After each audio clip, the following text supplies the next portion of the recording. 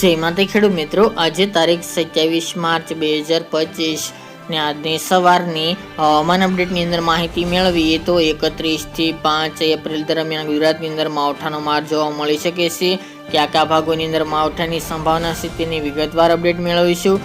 સૌરાષ્ટ્ર, દક્ષિણ ગુજરાત અને કચ્છમાં પડી શકે છે કમોસમી વરસાદ, વેસ્ટર્ન ડિસ્ટર્બન્સની અસર જોવા મળશે, સાથે તાપમાન કેવું નોંધાશે તેની પણ અપડેટ મેળવીશું। ચેનલમાં નવા હોય તો ચેનલને સબસ્ક્રાઇબ કરી નાખજો અને વિડીયોને લાઈક આપીને તમામ ખેડૂત ભાઈને શેર કરી દેજો। હાલ ગુજરાતની અંદર ગરમીનો પ્રકોપ યથાવત જોવા મળી રહ્યો છે, એવામાં ગુજરાતના ખેડૂત માટે માઠા સમાચાર મળી રહ્યા છે। ગુજરાતની અંદર છેલ્લા 3-4 દિવસથી માવઠાને લઈને આગાહી કરવામાં આવી રહી છે। ખાસ કરીને ચોક્કસપણે આ માવઠું થાય તેવા સંકેતો જોવા મળી રહ્યા છે।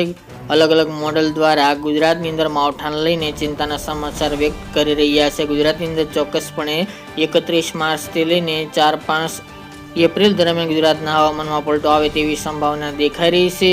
આ પલટાને કારણે ખાસ કરીને દક્ષિણ ગુજરાત, સૌરાષ્ટ્રના ભાગો અને કચ્છના ભાગોની અંદર કમોસમી વરસાદ ખાબકી શકે છે। સાથે જ આ તમામ ભાગો અને મધ્ય અને ઉત્તર પૂર્વના ભાગોની અંદર પણ અમુક જગ્યાએ વાતાવરણમાં પલટો આવે અને વાદળછાયું વાતાવરણ જોવા મળે તેવી શક્યતા રહેલી છે।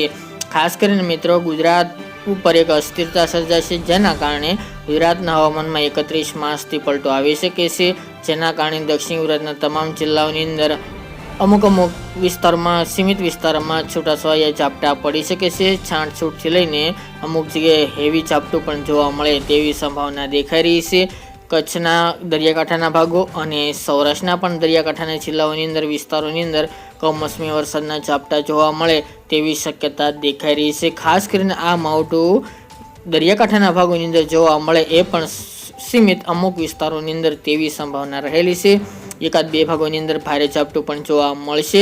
એમ જોવા જઈએ તો મંડાણી વરસાદ કેમ પડે છે એ મુજબના આ માવઠા જોવા મળે અમુક સેન્ટરોની અંદર તેવી સંભાવના રહેલી છે। ખાસ કરીને શક્યતા વલસાડ, વાપી, કપરાડા, નવસારી, બીલીમોરા, ડાંગ, સુરત, ભરૂચ એટલા ભાગોની અંદર વરસાદની સંભાવના છે માવઠાની। એ સિવાય જૂનાગઢ, અમરેલી, ભાવનગરના વિસ્તારો હોઈ શકે છે, તેમજ પોરબંદર, દ્વારકા, જામનગર, રાજકોટ અને સુરેન્દ્રનગર જિલ્લો આ ભાગોની અંદર પણ ઝાપટું પડી શકે છે। તેમજ કચ્છના રાપર, ભુજ, ભચાઉ, ગાંધીધામ અને નલિયા જેવા દરિયાકાંઠાના ભાગોની અંદર કમોસમી વરસાદ એટલે કે માવઠાનો ઝાપટા જોવા મળે આ ભાગોની અંદર તેવી સંભાવના રહેલી છે। બાકી ઉત્તર અને મધ્ય પૂર્વના અમુક સીમિત વિસ્તારોમાં વાતાવરણમાં પલટો આવશે અને વાદળછાયું વાતાવરણ જોવા મળી શકે છે। આની વિશેષ માહિતી આપણે જેમ સમય નજીક આવતો જશે તેમ અપડેટ આપતા રહીશું। બાકી કોઈ પણ ફેરફાર હશે તો બી અપડેટ આપતા રહીશું। બાકી રહી તાપમાનની વાત, તો મિત્રો તાપમાનનો પારો યથાવત ચાલી રહ્યો છે 40 થી 42ની રેન્જમાં। અમુક વિસ્તારની અંદર 1 થી 1.5 ડિગ્રીનો ઘટાડો જોવા મળી રહ્યો છે, પરંતુ સામાન્ય ઘટાડો કહી શકાય।